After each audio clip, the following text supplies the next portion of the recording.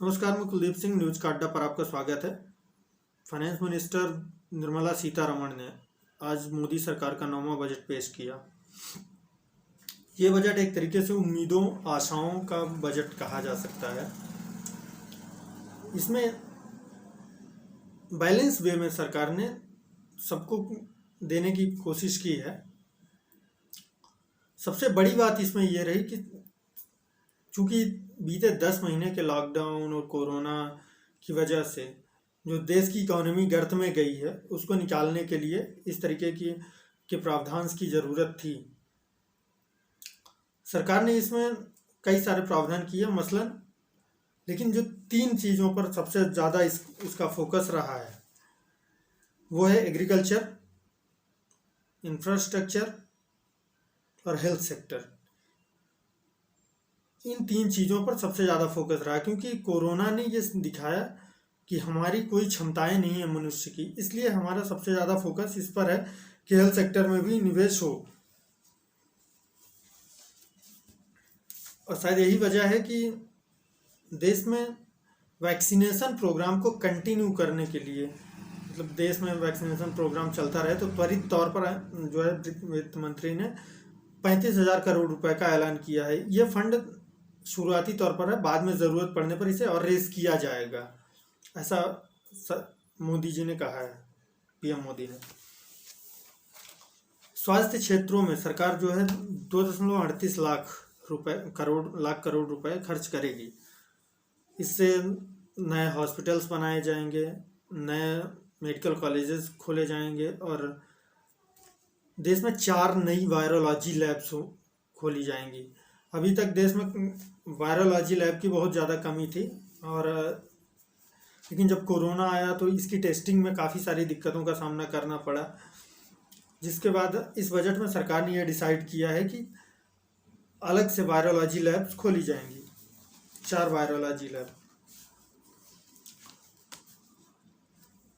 जो अनुसूचित जाति, जनजाति, आदिवासी हैं, उनके बच्चों की शिक्षा के लिए सरकार जो है 758 एकलव्य स्कूल खोलेगी। देश में पहले से एकलव्य स्कूल चल रहे हैं, लेकिन चूंकि आदिवासियों के लिए काफ़ी अहम हो गई है कि देश में 758 आदिवासियों के बच्चों के लिए जो है एकलव्य स्कूल खोले जाएंगे। 75 वर्ष से अधिक आयु वाले पेंशनर्स होंगे, जो टैक्स पेयर्स होंगे, उनको इनकम टैक्स में छूट मिलेगी, उनको टैक्स नहीं देना पड़ेगा। ये सबसे बड़ी राहत है जो हमारे बुजुर्गों को काफ़ी राहत सरकार ने दे दी है। इसके तहत जो पेंशनर्स हैं, बाकियों को नहीं, जो पेंशनर्स हैं यानी कि जो पहले से काम कर रहे हैं, किसी गवर्नमेंट सर्विस में थे, उसके बाद रिटायर हुए, तो उन्हें इनकम टैक्स देना पड़ता था अगर पेंशन अच्छी खासी आती थी तो। लेकिन अब ऐसा नहीं है, पेंशनर की पेंशन सेफ रहेगी, जितना आएगा उतना मिलेगा। डिजिटल लेन देन में छूट मिलेगी। अगर आप सपोज फ़ोन पे, गूगल पे, पेटीएम जैसे ऐप्स का यूज़ करके डिजिटल लेन देन करते हैं तो आपको छूट मिलेगी। वेतन भोगियों के लिए हालांकि इस बार बजट में कोई खास प्रावधान नहीं किया गया है, क्योंकि सरकार का फोकस जो है इंफ्रास्ट्रक्चर डेवलपमेंट और एग्रीकल्चर पर है।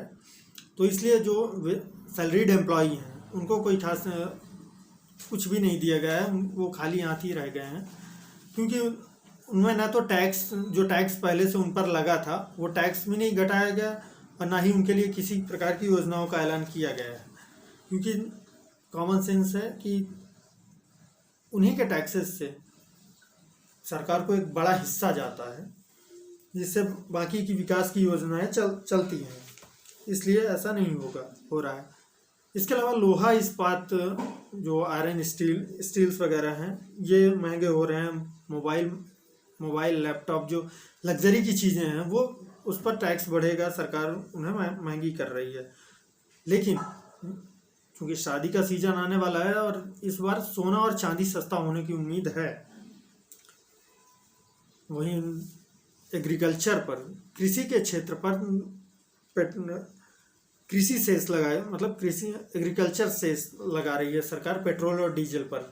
पेट्रोल में जहां ₹2.5 का सेस लगाया गया है तो डीजल पर ₹4 का सेस लगाया गया है। हालांकि बजट सेशन के बाद प्राइम मिनिस्टर मोदी ने ये कहा है कि ये जो सेस लगाया जा रहा है इसका असर आम जनता पर नहीं पड़ेगा।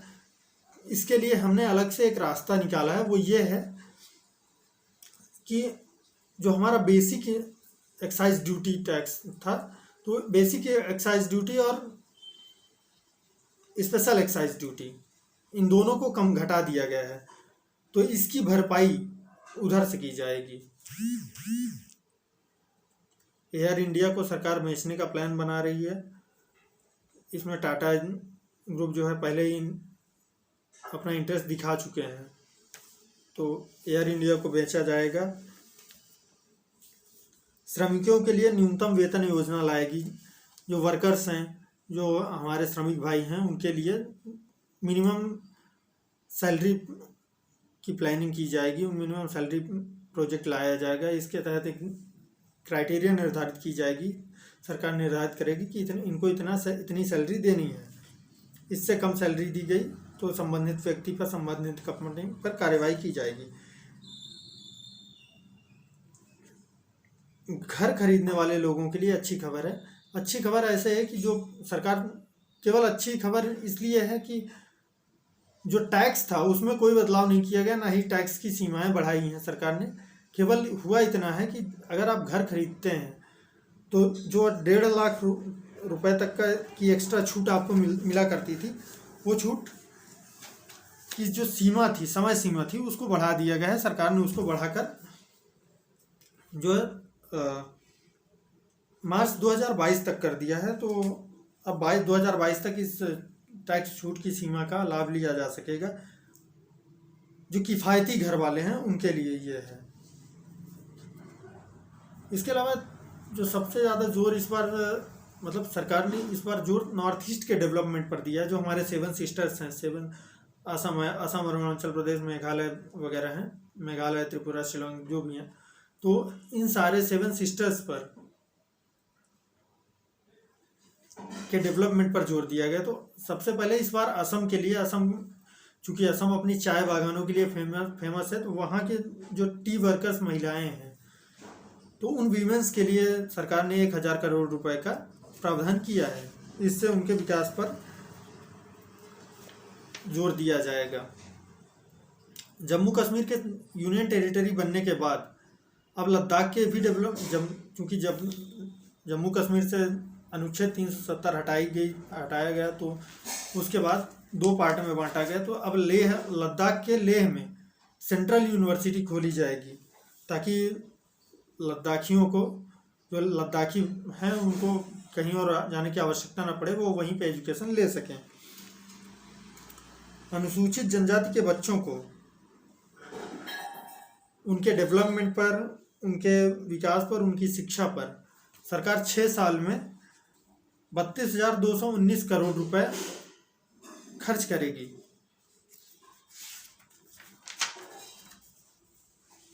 इसके अलावा जो है इनके पोषण, मतलब खान पान सम्मान जो है, मतलब खान पान देखने के लिए, और बाकी जगह, मतलब शहरों में वाटर सप्लाई, प्रॉपर पानी की सप्लाई होती रहे, इन सारी चीज़ों का सरकार ने ध्यान रखा। और अगले 5 साल में 2.87 लाख करोड़ रुपए इसके लिए खर्च किए जाएंगे। इसके अंतर्गत जो है सरकार नए पाइपलाइंस बिछाएगी, नई जो जल शक्ति मंत्रालय है उसके तहत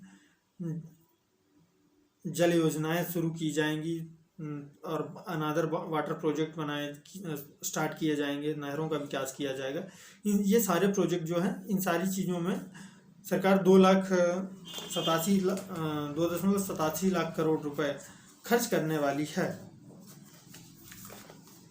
सरकार का जो बेसिक इस बार जो फोकस है वो इस बात पे है कि आत्मनिर्भर भारत का निर्माण कैसे हो। इसके लिए सरकार ने जो है केवल आत्मनिर्भर भारत के लिए 64,180 करोड़ रुपए का बजट रखा है। ये शुरुआती बजट है। इसके बाद अगर ज़रूरत पड़ी तो सरकार इसे बढ़ाएगी।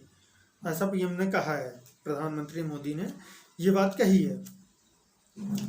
आत्मनिर्भर भारत के तहत नई नई चीज़ें, छोटे छोटे सेक्टर्स, एमएसएमई सेक्टर्स खोले जाएंगे, जिसका फ़ायदा, जिससे ऐसा नहीं केवल मतलब लोग कहते हैं कि पकौड़ा बेच, मोदी जी पकौड़ा बेचने को रोजगार कहते हैं, डेफिनेटली वो है, वो रोजगार। मैं समझता हूँ कि मैं दिल्ली में था तो वहाँ देखता था कि भाई जिस ठेले पे कभी हम खाने के लिए जाते थे वो 3 लोगों को और रोजगार देता था, जिससे उनका भी भरण पोषण चलता रहता था। हाँ, ना सही है, आपको मतलब एक डीएम का पेमेंट तो नहीं मिलेगा, इसमें कोई दो राय नहीं, लेकिन कम से कम उसका भरण पोषण चल रहा है, बेकार होकर नहीं बैठेगा, तो रोजगार है। तो इस तरीके के छोटे छोटे प्रोजेक्ट, एमएसएमई सेक्टर्स खोले जाएंगे, सरकार खोलेगी, जिनसे नए नए रोजगार का सृजन होगा। 602 जिलों में क्रिटिकल केयर हॉस्पिटल्स खोले जाएंगे। जो देश भर के 602 गांव हैं वहाँ पे क्रिटिकल केयर हॉस्पिटल्स खोले जाएंगे।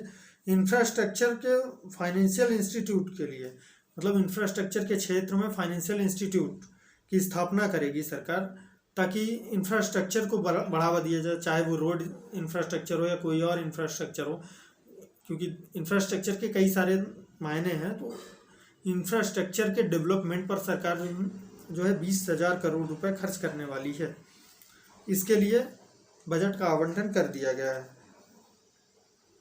शहरों में जो शहरी क्षेत्र हैं आसपास के लगे हुए, मान लीजिए दिल्ली है तो दिल्ली और उसके आसपास के क्षेत्र, रीवा है तो उसके आसपास के क्षेत्र, इन सारी जो सिटी एरिया हैं तो उनके डेवलपमेंट के लिए वहाँ पे सड़क यातायात को और अधिक सुगम बनाया जा सके, इसकी सुगमता के लिए सरकार 20,000 नई बसें तैयार करवाएगी। 20,000 नई बसों का निर्माण किया जाएगा।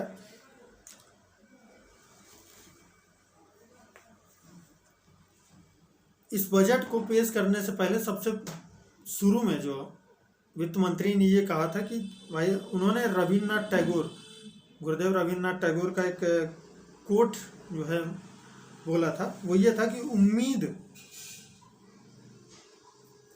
उम्मीद से भरा एक पक्षी अंधेरे में भी चहचहाता है। यानी उम्मीद, जिस व्यक्ति में उम्मीद है तो एक फ्रेज है, हर घने अंधेरे के बाद सुबह का एक उजाला होता है। तो ठीक उसी प्रकार से सरकार का भी कहना था कि कोरोना के बाद अर्थव्यवस्था जरूर बिगड़ी है, लेकिन हम फिर से उठ खड़े होंगे। और इसी को ध्यान में रखते हुए हमने इस बार अलग अलग सेक्टर्स में जो 3 मुख्य हैं, आत्मनिर्भर भारत, एग्रीकल्चर और हेल्थ सेक्टर, इन चीज़ों पर जोर दिया गया है।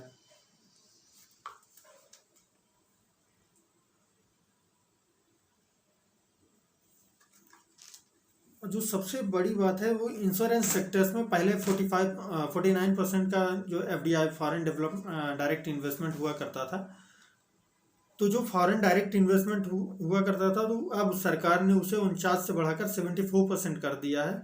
यानी कि अब और अधिक विदेशी आके देश में निवेश कर सकेंगे। इसके लिए सीमाएं बढ़ा दी गई हैं और 74% लोग, मतलब 74% विदेशी निवेश इसमें आ सकेगा।